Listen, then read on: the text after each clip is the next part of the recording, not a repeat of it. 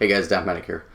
So the new ESF weapons are on the test server, and I really wanted to talk about a couple of changes that I think could be made to bring them more in line with the weapons on the live server. There are already a couple of videos out there detailing exactly what the weapons are, basic statistics, and how they operate. So I'm not going to redo those videos. What I'm going to look at are a couple of details pertaining to the changes I think need to be made to the three weapons: the Locust Cannon, the Mass Drivers, and then the Coyote missiles. Alright, so let's go ahead and get started. I'm running the Locust Cannons on my ESF. I've got mag size increase, as well as ammo increase, and thermal vision. So let's talk about the problem with the Locust Cannon right now, and that's just the sheer amount of damage that it does. I've got 115 rounds.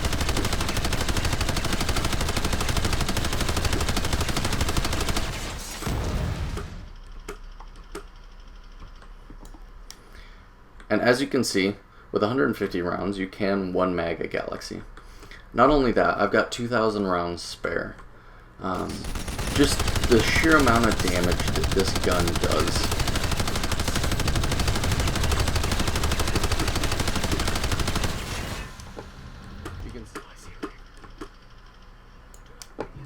You can see with one mag, I was able to kill two ESFs, a Liberator, and that's without even stopping to aim in between firing. So this causes a problem, right? The time to kill is just insane. It's not quick bursts like the Vortex or the Rotaries. It's extended damage. It's just an extended amount of time that you can actually do damage. You can fire for 10-15 seconds straight, and you're doing the damage that a Rotary would, and still with very good accuracy. Not as accurate as the Rotaries, but still with good accuracy. So obviously this is a problem, right? The weapon is just massive damage. If you fly around on the test server and you're looking for ESF battles, I'd be surprised if you found somebody fighting without the Locust Cannons. So something needs to be changed. Obvious thing, reduce damage, but I think there's a couple other things that we could think about, and that's increasing the cone of fire. I'm not a big fan of this because then that lowers the skill ceiling, meaning that you can't become really good with it as far as accuracy. There's a lot that can be done with the Locust, and I think it needs to be explored a lot more before we actually make any final decisions. We definitely need to consider the rocket pods, because the Locust and the rocket pods are very similar. The Locust currently does area damage against infantry and things like that.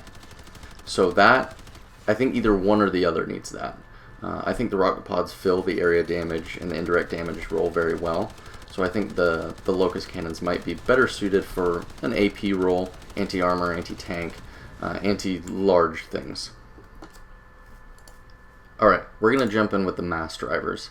Now I'm running ammo capacity, reload speed, and zoom optics with the Mass Drivers. I'm not running mag capacity increase because it's currently a bug in the VR, and you can't run it out in the actual game. Okay, so let's talk about the Mass Drivers. The Mass Drivers' damage is actually pretty good as far as what I think it should be at for when it gets to the live server. Up close, at the max fall off, it does 500 damage per shot, which means, and that's within 250 meters, which means that with 4 shots, you're going to be able to kill an ESF. 3 shots is going to put it into burning, and it takes 2 seconds to reload. Fall off starts at 250 meters and ends at 500 meters, and you lose half your damage if you're beyond 500 meters. The Mass Drivers are very satisfying to use up close and in dogfights. They're very difficult to use, and I think that rewarding pilots for using them in dogfights is something we can do while actually removing the range at which it loses effectiveness. So the Mass Driver should be a long-range weapon, but it is fun and should be rewarding to be used up close if that's what they want to do. So actually creating a fall-off at, say, 75 to 100 might actually be very fun, because if you do that 500 damage and it takes 4 shots up close, if you're close-range dogfighting, to kill an ESF, then that's very cool.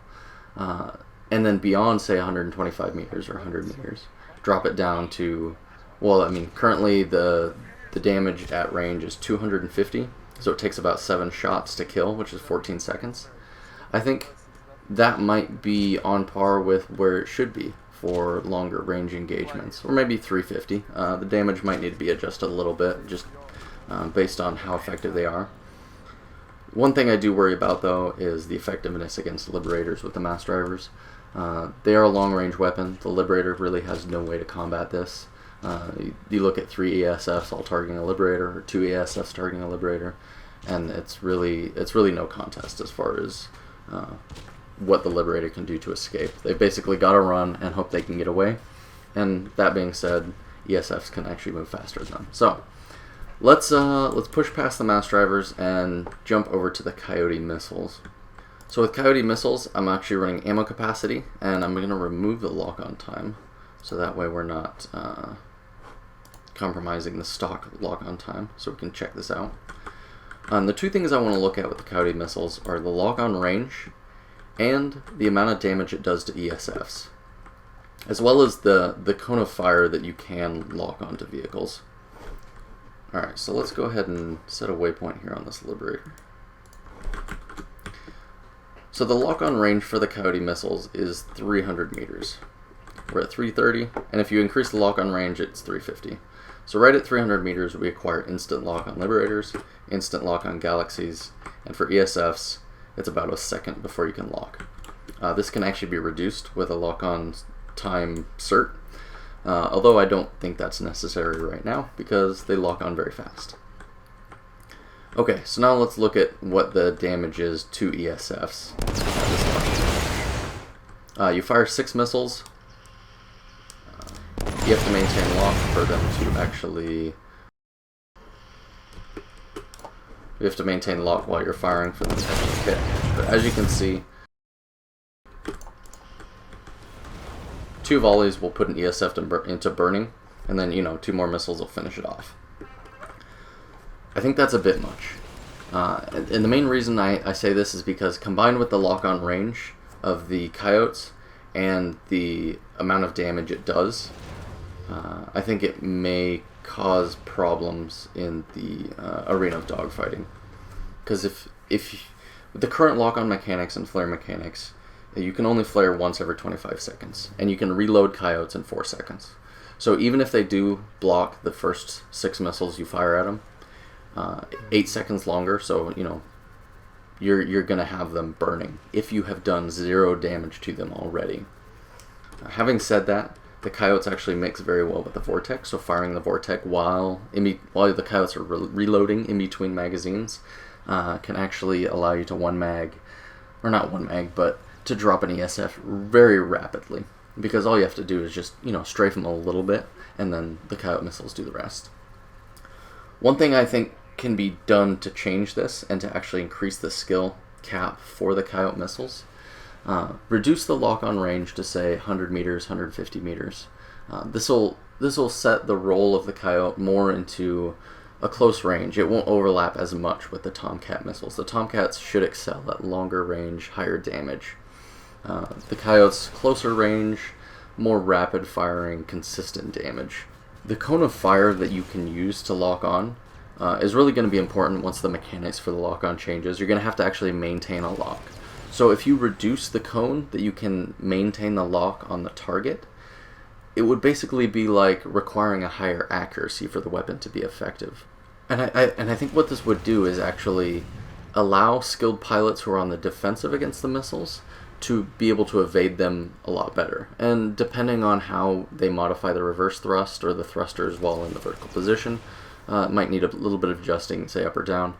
However, it would reward pilots for evasive maneuvers, and it would also reward pilots who could maintain a higher accuracy while using the Coyote missiles. I think the damage should be reduced so that 2 magazines does not put an ESF into burning. This would bring it on par more with the Tomcat damage.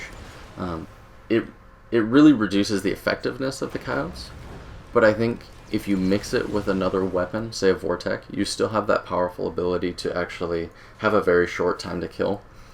But for players who are just using Coyotes trying to chase down people who are running away, it at least gives the players who does have full health and takes 2 rounds of, or 2 magazines of coyotes, the ability to exit a battle and get away and survive. Okay, so we talked about the locust cannons. Locust cannons obviously needed a lot of work. We talked about the NS mass drivers, how I think that the fall-off range should definitely be examined, and how dogfighting up close is very rewarding, but it can also be, they need to fill the role of a long-range weapon. But at the same time, it's very dangerous for the Liberator, and I would like to see that addressed so that survivability in Liberators is not completely threatened by swarms of mass drivers. We also looked at the Coyote missiles, and how currently 2 magazines will put an ESF into burning, and how that kind of affects the dogfighting, and how it's possible that we might be able to raise the skill ceiling for the Coyote missiles and make it a more rewarding weapon. Alright guys, so I hope you learned something. I know a lot of people have opinions about ESF weapons. If you've got your own opinions on how they might be changed or what roles they should fill, I would love to see them in the comments. If you want to see more videos like this, or you have ideas of videos I should do, I'm always open to criticism. I'm always open to have new ideas for stuff and content on the channel. If you want to see more videos, subscribe. If you like videos like this, leave a thumbs up so that way I know what kind of content you guys like to see. I hope you found this useful, and I hope to see you guys out there. Alright, see ya.